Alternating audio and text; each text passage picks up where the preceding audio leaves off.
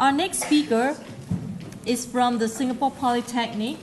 She teaches communication skills, general education, and social innovation projects. She believes in helping students become more independent in their learning. Using social media tools is one of her teaching approaches to inspire their learning. Let's warmly welcome Ms. Felia Wong.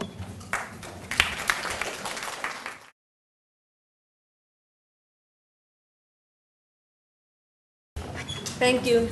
Thank you, Rachel. Good afternoon, everyone. Now, if I speak loudly like this, can you hear me? Yes. Awesome. All right. Now, before I begin, thank you, sir, for the introduction of Twitter. That means I can cut short my time. I'm not going to talk much about Twitter. In my session today, I'm not going to teach you on how to use social media. I'm not an expert. I know very little about social media tools, but all I can do is to share what I did in my classroom, what I felt was successful with my students, and most importantly, because I believe in independent learners, so how do I get students to do things and learn in classroom and create lessons for themselves? So before we jump into conclusion, a lot of people say that the word here, empowerment, the word power, give them power, get them to do something, they present something, but if they do wrongly, we read them down the neck. So that part is a bit scary for students. So before we jump into the empowerment part, I'd like to introduce the next term, which is called empathy. So before I move further, let's have a look at this part. Now, I'd just like to share very quickly, because I asked myself these questions, why do I use social media tools with my students? Is it just to create a buzz, to impress them? Like, why do I want to use them? So then I came across this article, which I really like the definition given by Hughes, 2005. It says that role of technology in education, really the first one is to replace. That means instead of I write down the instruction right now on the whiteboard, I use PowerPoint slides. So that's a replacement, right? Technology. Or I amplify it. So how do I amplify it? I get students to write on Wiki, blog it, on Facebook. They do something, complete tasks on to amplify the technology in my classroom. So students feel that they're using technology. But the last part, which made me question myself as a teacher, what have I done with my students when it comes to the last one, which is called transformation? Do I help them to transform? Do I help them in such a way that they feel they learn something, but it's blended? It's not so, the intention is less obvious in my class. So then the question here is, what is the purpose of using social media tools in teaching and learning? The word social here, which I like, the part about exchanging views, I ask a question, you answer questions, I have some views, I disagree with you, you disagree with me. Can we have a certain social event that happened using social media tools? So then I come up with this little brain that I have here, come up with these four definitions, but let's see whether you agree with me. First one, is it really to socialize? So with Twitter, do I socialize with my students? I don't go out, have cakes with them, or have coffee with them, but do I socialize with them on Twitter? Second part, to inform.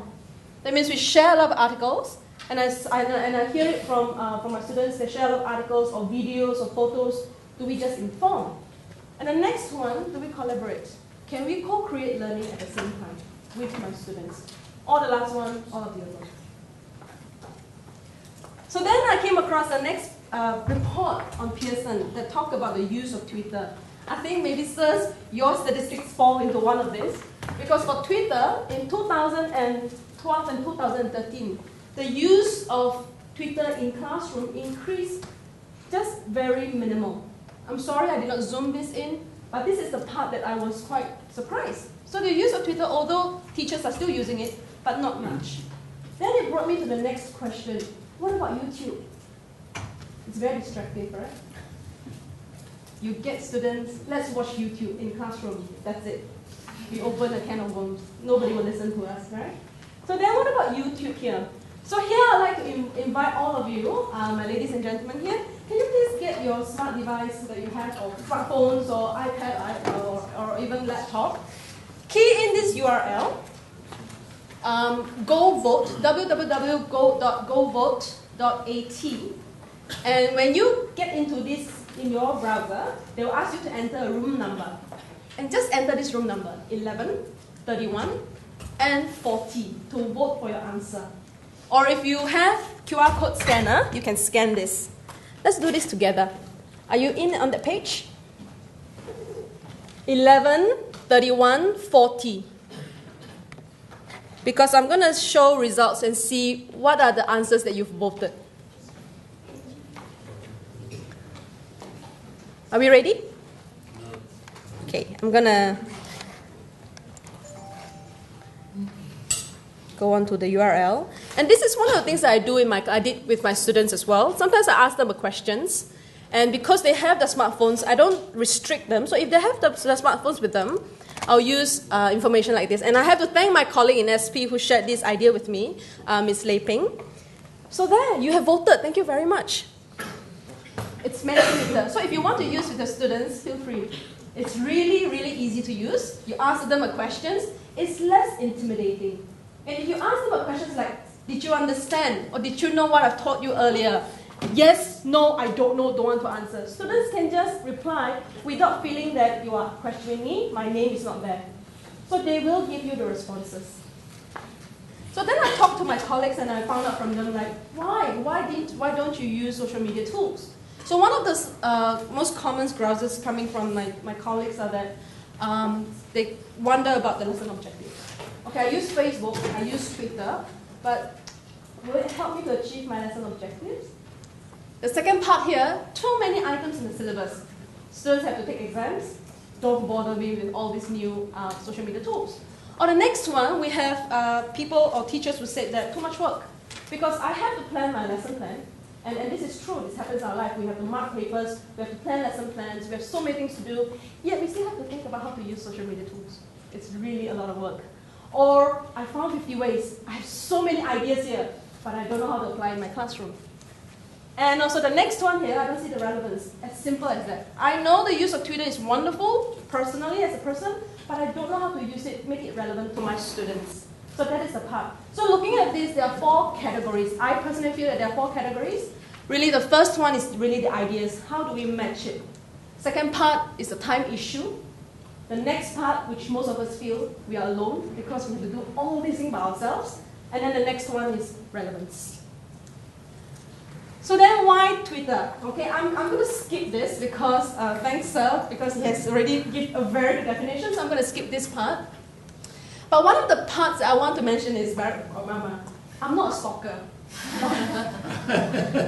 But isn't it great? I know what he's saying. I don't have to wait for news. So this is one of the most popular tweets when he got his when he won the seat in 2012. So when he became the second term for president, and also MLA. And to me, because higher education in Polytechnic, everything the students do, we teach them about plagiarism or not to plagiarize. So the important part is how do we cite information. And the best part about tweets, they are acknowledged. So MLA said, okay, no problem. Now, this is one of the most famous tweets as well. Does anyone remember? This person named Athar Sohaib, he tweeted, helicopter hovering above Abbottabad at 1 a.m., a rare event. Does anyone remember? Does it ring a bell? The neighbor of? He was the neighbor of Osama bin Laden. Okay, so when this was tweeted, the news, the flurry of news on Twitter, this was out. It was amazing. Before the real actual news was out. And also privacy. I admit I failed as a Twitter user because I don't have enough followers. I must ask you, so how do I have more followers? I follow more people than people follow me. But that is also because I'm more of a private person. Sometimes I tweet something or I gossip. I don't want my students to see. And I feel that Twitter allows this to happen. They don't have to follow me for me to manage my lessons. So how do I do that? I just make use of hashtag. So I get them to tweet articles, and then we create a hashtag. I just have to search for the tweets, for the hashtag. All of us can view the articles. So they don't have to follow me, and I can tweet as freely as I want. So that's the way.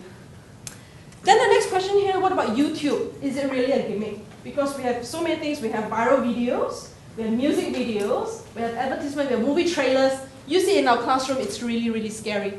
So then I feel that I would recommend it because I feel that it's very interactive, and I'm going to explain more in my class, my teaching journey, how is it interactive. rich resources, discussion, and stories that inspire. Now I'm going to invite all of you to do me a favor here. I'm going to get like 1 minute. With the person next to you, think about this. If I give you this water bottle, and you have to brainstorm and see what can we do with the water bottle after we finish the drink. Just think about this. Maybe 1 minute of sharing with your friends next to you. What can we do with the water bottle? Drink. After we finish the drink, after we finish it, just empty bottle. What can we do with it? Send for recycle. Send for? Recycle. Send for recycle. And then what do we do? If we generate so many bottles, what can we do with the bottles? And this is what I do in my classroom as well. That is not the actual lesson. Okay. When I get my students to brainstorm, when I tell them, give them a task, they have to brainstorm. And that is when they have all this buzz going, oh, I can do with this, I can do with that. But how can I use YouTube? I do not want to influence students' mind because it's almost like inception. You give them something, they will do accordingly to what you want them to do. So I want them to kickstart with certain discussion first, and then I'll use a video. But because of time constraint, I'm not going to show the video. But I have Pinterest later on. I'm going to show you. All these videos are in the Pinterest. You can access and look at all the resources that I've shared today. Bloom's taxonomy. Familiar? Yes. Educators? This is the revised version of Bloom's taxonomy. Even YouTube, the verbs are created for this. So you can actually compare and contrast videos on the same subject, examine how do you use YouTube. So this is one of the, I thought it's good to share with everyone. Then come back to the actual topic. Oh my goodness, have I spent, how much time have I spent? Okay. Empathy and empowerment. I had a chat with Paul earlier. Mr. Paul Lincoln was the first speaker, and he asked me a question, and I was like, okay, be prepared. Why did I come up with the word empathy? Because it's social media tools. So why empathy? How is it applicable to social media tools in our classroom? So then let me answer further. Are you familiar with this photo? Yes. If you know who is the original work of this, please let me know, because I couldn't research. I have no idea who is the original work. It has been around for a long time, but I just don't know. Now in this system it says there are altogether 7 animals. So what do we have? We have the bird, we have monkey, we have penguin, elephant, fish in a fish bowl, we have the seal, we have the dog. And the task, for a fair selection, everybody has to take the same exam. And please climb that tree. That is a task. I'm not going to say more about this, but let's reflect that with our classroom. And we have students like this of different characteristics and different abilities. I understand sometimes systems can be very rigid, but then the question here is, can we make the process less painful? So I'm just looking at this. The one that I can relate most, maybe because of my size, elephant. You want me to climb a tree? What would elephant do if you ask elephant to climb a tree? What would elephant do? Break the tree! Will we have students who might break the system because they just cannot do certain things? Ask the fish to climb the tree, the fish will continue swimming in the bowl. Don't care, right? So therefore, can we really use empathy? Now, the other part that I like about this is a CT scanner. And the CT scanner is to scan the brain for cancer patients. And this was in New York Children's Hospital. So what the team did was they were asking questions, can we make it less intimidating for the kids, for the children? So the team uses the part about empathy. And then they came up with this. So it's a CT scanner, and it's like a theme. So when the children went through the process, they felt like they're at Adventureland. So it's less process. It's the same thing. We are not relieving the pain physically, but mentally, psychologically, we are helping them. So can we help our students in that way? And that is always my belief. Therefore, empathy involves not just the mind, but the heart. And it requires strong observational skills. All educators have this. And I believe teachers have this. So although I'm looking at you, sir, and I can see who is falling asleep at the side. So we do in class. I don't know how we do it, but we could, okay? And therefore, the last one is understanding the real needs. Not just the need, not just what they want, not just about passing the exam or scoring A, but what do they really need? And then we ask ourselves this question, are we willing to understand? It's the same empathy that we use with our partners. Are we willing to understand our partners? So that is the question. If we are willing, we'll find ways. So then how do I empathize? My way of doing it is to really understand my student profile. There are different student profiles. We have 12 multiple intelligences. I don't really apply it in my classroom, but I observe my students. Look at the way that they learn. I have looking into the learning style, what is the preferences, and then can I find a balance? That's how I do it. Lesson objectives, lesson content. So if I have to teach them presentation skills, or teach them job search skills, and how to give a good interviews. So these are the objectives. So can I use Twitter and YouTube in my lesson? I'm going to share more later on. How do I do that? And purpose of technology, and also to look into social media tools. So always remember this. Personally, from my view, I love all the tools, but not all the tools are suitable. So we have to really see and fine-tune, find that balance whether we can use it in our classroom. And true empathy is what would help my students in their learning? And lastly, and the next one, what can I do as a person, as a teacher, to enhance the learning experience? That's it.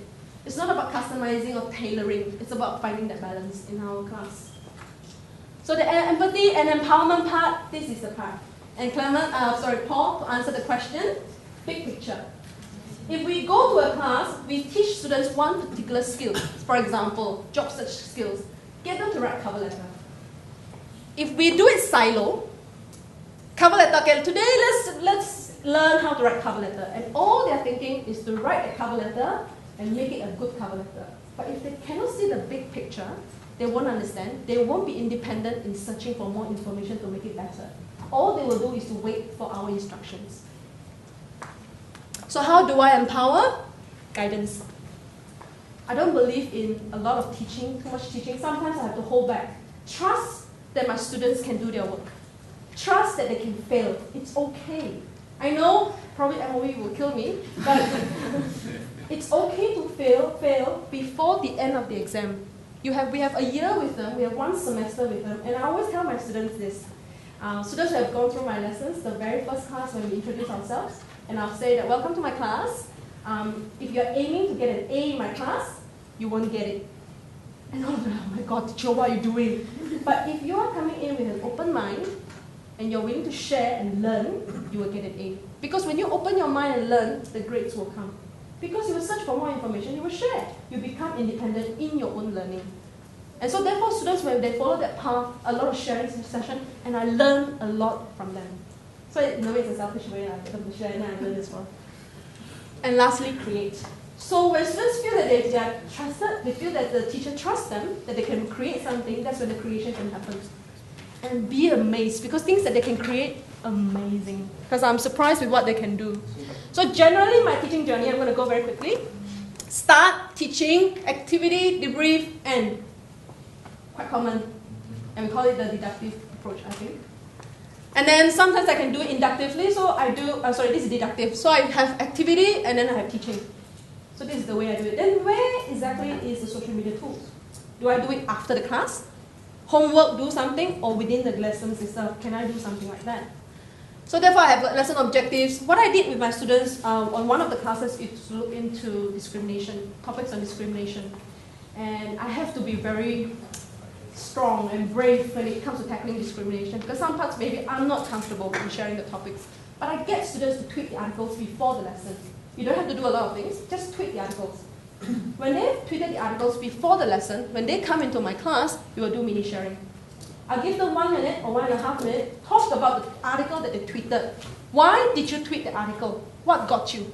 They shared about it, and then I'll relate that. Of course, we planned about it, right? I relate that when I teach, in my teaching to the students on that particular day, the lesson objective. Give them an activity. This is when the YouTube comes in. I get them to do a lot of group discussion, but because I'm all alone, I have like 4 to 5 groups in a class. I cannot walk to every single group to view and to understand and to have to discuss. So one way to do it is to make use of technology. I get them to use the phone, video record the discussion, upload it on YouTube, make it unlisted. So once you make it unlisted, public won't view it. Only people with the link will view the video. So when they did that, all the students can go into the YouTube, they will comment, or they can share it on Facebook if they're comfortable. They'll comment on it, and then we can even talk about it during lesson or after lesson. So in a way, I have inadvertently or I have indirectly created a mini library for my class. So we have our own mini resources. And then for my YouTube, I don't just pass it, I create a playlist. I have 2 classes, I did it this way. One class, I was the moderator. Because this classroom, I can see that they are passive students. So I was the moderator, I created the playlist. But I have another class who was very, very active. And the students are, in a way, negative word, we call it rowdy. So I make students to become the moderator. They created the class YouTube list and created the playlist. With a playlist, the good thing is you can add all the videos that you have using the URL, everything will show. And if you have other resources, other videos, you can use that URL and add into this playlist. Then students, when they can view their own works and also all the other references. So therefore, this is how my lesson ends. And when it ends, a quick one, sometimes I need to know how they feel about the lesson. I just use Google Form. A quick question, how did you feel about the lesson? What didn't work? Name, I left it optional. Because if they want to share the name, share. If they don't want to share, leave it. But then I will also make it in the classroom about responsibility in sharing. So that is the part. So therefore, the sharing will come in, the YouTube, and then I always end it with the Twitter part as well. So you can tweet the article for the next lesson, because I meet them once a week. And YouTube as well, and then the Google Docs. So this is how it looks like. A very simple 1 to 2 hour lesson, but with all the things happening at the same time. Now, this is the part that I like to show. These are the works from my students. The first one, when they did a presentation, so we video record, we share it on YouTube, as we have said. This girl here, Sakina, one of the lessons about giving a good job interview is that we also understand in today's job, in corporate, it's very common to do teleconferencing. So I got students to video record, like video selfie, to give a 1-minute introduction of themselves and why do they think they deserve the job. It took them half an hour to just record that. They realized how difficult it was to speak in front of a camera, find the right words. They shared it, they talk about it, they share it on YouTube, and then we talk about body language. We talk about the choice of words after that. So it was a very successful lesson. And this is the part about role play. So sometimes, because of time constraint in our lesson, we cannot do role play in the lesson because we have 4 or 5 groups. Each role play takes about 3 minutes, for example. It just doesn't, it's very, very difficult. So I got students to video record their role play, and then we post it on YouTube. We talk about it after the lesson or during the lesson. This is the part about experimental error from applied chemical students. In one of the discussions that they want to talk about is to talk about what kind of errors that they made during the experiment. So some groups, what they did was to give point form on PowerPoint slides, like error number 1, error number 2. But these 2 boys, they were so creative, they decided to do it their way.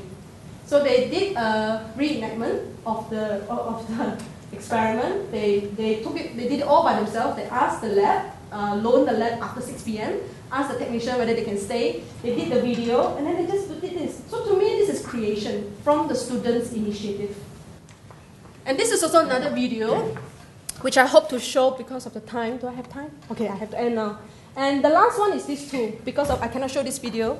This is Blubber or Blubber. Thanks to Miss Leiping. She shared this when she shared this application or YouTube. This website. I thought that I just wanted to use it with my students, so I did it with them. Some classes, when I could not have time to do discussion, I got them to share it among the students. So what they did was they used from our mini library, mini resources. They work on this trivia using the video. So think you can do better, game starts in. So they invited their friends to play. And this is the thing that we did in classroom. You can see this countdown here. They role play on a discussion. So they have to watch the body language of these 2 students, this person talk. If you don't want to watch the video, you can always skip. When you skip, you'll be given the countdown. And then you have the 4 questions. So all these questions by students, not me. So you see, there's a grammatical error. To me, that's okay. I see the big picture. We are learning the key point here. So the friends will answer. So if it's, okay, let's say, wrong. And then it will go on, move on. So it's something for students to learn besides in classroom as well. They don't have to rely too much on the teacher. It's just about the lesson. And with that, okay, I'm going to skip this part. So how do I manage all these things? Storify is one of them. I think what we can do is to create stories using Storify. I'm not going to explain in further because I don't have time. Hootsuite is also another one. If we find it very, very difficult, like we have Facebook, we have Twitter, we have LinkedIn, and we have to enter every single tab at the same time, use Hootsuite because it manages different social media tools. Or TweetDeck, this is purely for Twitter. Playlist for YouTube, or Get Student. Just get students to help you. Okay, just get them because they will know. They even guide you or even let you know how to do certain things. It's amazing. Then you learn from the students. So social media should really be used as a tool to enhance or supplement teaching and learning. Therefore, before we empower our students to do something, empathize first. And that's all I want to share because if we empathize, we will have inspired learners and then they will learn how to do things by themselves. That's all for the lesson.